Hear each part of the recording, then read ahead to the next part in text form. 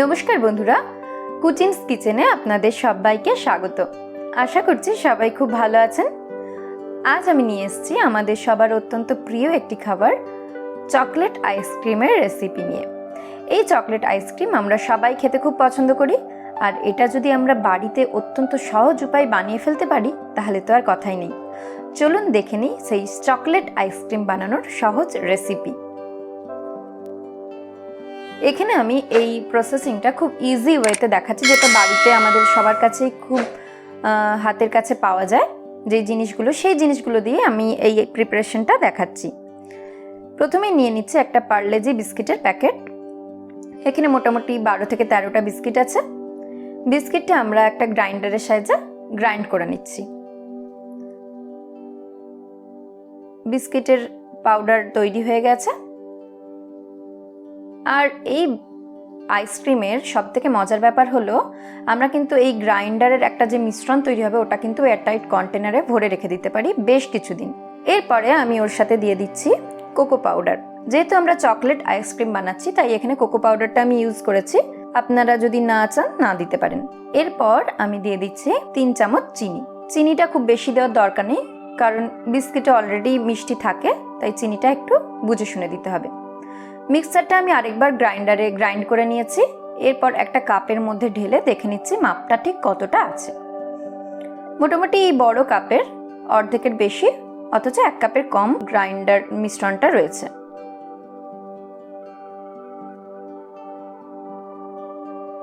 মিশ্রণটা আবার একটা মিক্সিং বোলে ঢেলে নিলাম। এর সাথে আমি মিশিয়ে দিচ্ছি একদম আমার ঘরে জমানো ফ্রেশ মালাই বা দুধের সর। আপনাদের কাছে যদি দুধের সর না থেকে থাকে তাহলে আপনারা এখানে কিন্তু গুঁড়ো দুধ ব্যবহার করতে পারেন। 3 থেকে 4 চামচ গুঁড়ো দুধ এই মিক্সারটার সাথে ব্যবহার করে ফেলতে পারেন, সেটাও একই রকম টেস্টি হবে। এরপর আমি দিয়ে দিয়েছি 1 চামচ ফ্রেশ ক্রিম, এটাও পুরোপুরি অপশনাল। এর সাথে দিয়ে দিচ্ছি 1/3 কাপ দুধ। যেই কাপে আমি মিক্সারটা মেপেছিলাম সেই কাপেরই 1/3 কাপ দুধ। আপনারা কিন্তু দুধটা অল্প অল্প করে মিক্স করে করে দিতে পারেন। দেখুন, দুধটা ভালোভাবে মিশিয়ে নিয়ে আরেকবার আমি মিক্সিতে এটা ব্লেন্ড করে নিয়েছি। এর কনসিস্টেন্সিটা ঠিক এই রকমই হবে, একটা স্মুথ ব্যাটার তৈরি হয়ে গিয়েছে। এরপরে টিফিন বক্স বা লাঞ্চ বক্স আপনারা নিয়ে নিন। এর মধ্যে মিক্সারটা ভালোভাবে ঢেলে দিন।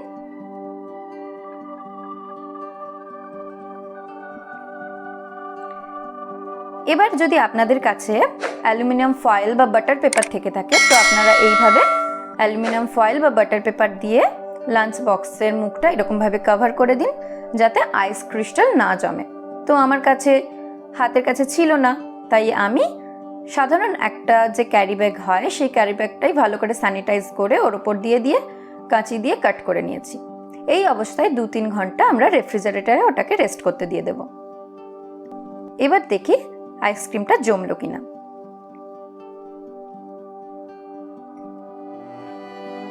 ওয়াও, একদম পারফেক্টলি আইসক্রিমটা জমে গেছে এবং কোনো আইস ক্রিস্টাল কিন্তু এর মধ্যে পড়েনি। এবার আমরা এই আইসক্রিমটাই কিন্তু আরেকটু টেস্টি করে তোলার জন্য মিক্সিতে ব্লেন্ড করে নেব, যাতে আরো ক্রিমি ক্রিমি আইসক্রিম আমরা পাই। আর এর মধ্যে দিয়ে দিচ্ছি 1 চাপা ভ্যানিলা এসেন্স। ভ্যানিলা এসেন্সটা ব্যবহার করা খুব জরুরি, যাতে বিস্কিটের স্মেলটা একদম কিন্তু না পাওয়া যায়। দেখুন, ব্লেন্ড করে নিয়েছি, হয়ে গেছে না, একদম ক্রিমি ক্রিমি আইসক্রিমের মতো একটা টেক্সচার, খুব সুন্দর একটা টেক্সচার তৈরি হয়ে গিয়েছে। তো ওর জন্য কিন্তু এই ব্লেন্ড করাটা খুব জরুরি। এরপর আরেকবার আমরা সেম প্রসেসে লাঞ্চ বক্সের মধ্যে ঢেলে ওটা কভার করে নেব বাটার পেপার বা কোনো পেপার দিয়ে, আর ফ্রিজে রেখে দেবো 7 থেকে 8 ঘন্টা।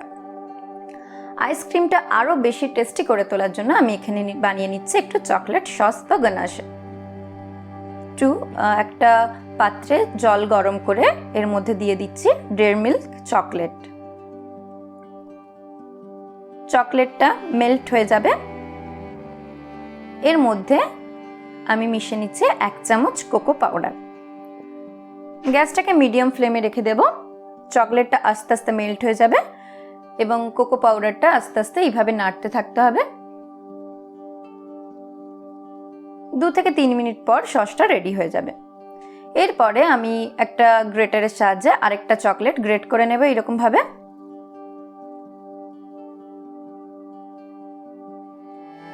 এই দুটো কাজ সম্পূর্ণ অপশনাল, আপনারা চাইলে করতে পারেন নাও করতে পারেন।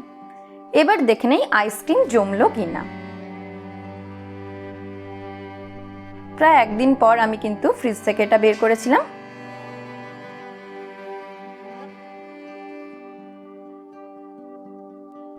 আইসক্রিম কিন্তু একদম পারফেক্টলি জমে গেছে।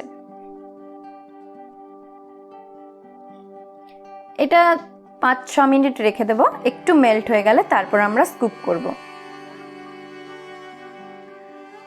আমার হাতের কাছে কোনো স্কুপার নেই, আপনাদের কাছে যদি স্কুপার থেকে থাকে তাহলে আপনারা এটা স্কুপার দিয়ে স্কুপ আউট করতে পারেন। আমার কাছে যেহেতু স্কুপার ছিল না, আমি একটা গোল হাতার সাহায্যে এটাকে এইভাবে স্কুপ আউট করে নিয়েছি।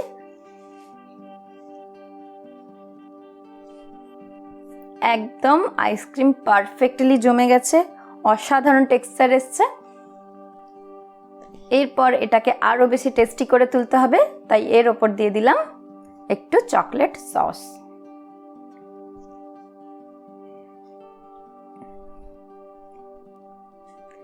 এবং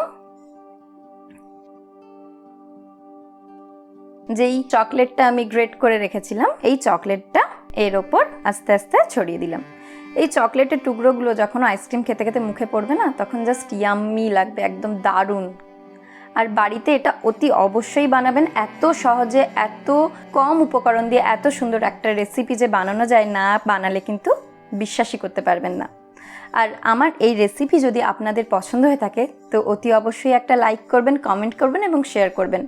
আর আপনি যদি আমার চ্যানেলের নতুন বন্ধু হয়ে থাকেন তাহলে আমার চ্যানেলটি অবশ্যই সাবস্ক্রাইব করবেন এবং পাশে থাকা বেল আইকনটি প্রেস করবেন, যাতে আমি যখনই কোনো নতুন রান্না দেব নোটিফিকেশন পৌঁছে যাবে আপনার কাছে। তাহলে আজকের মতো টাটা, দেখা হচ্ছে পরের ভিডিওয়ে। ভালো থাকবেন, সুস্থ থাকবেন, অনেক ধন্যবাদ।